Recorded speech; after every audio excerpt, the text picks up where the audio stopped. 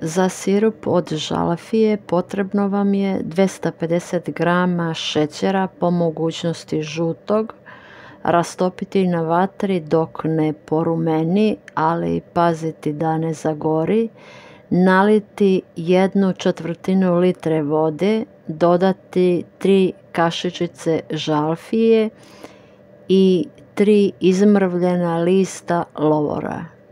Kad provri, kuvati još 3 minuta, a onda skloniti sa vatre i ostaviti da se ohladi. Čuva se u staklenoj boci na hladnom i tamnom mjestu.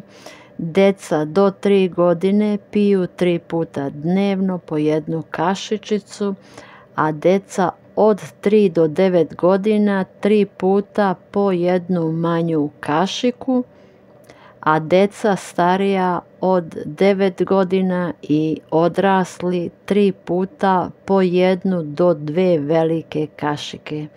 Sirup uzimati redovno sve dok se ne izbaci sav sekret i dok vas ne prođe taj kašalj koji imate.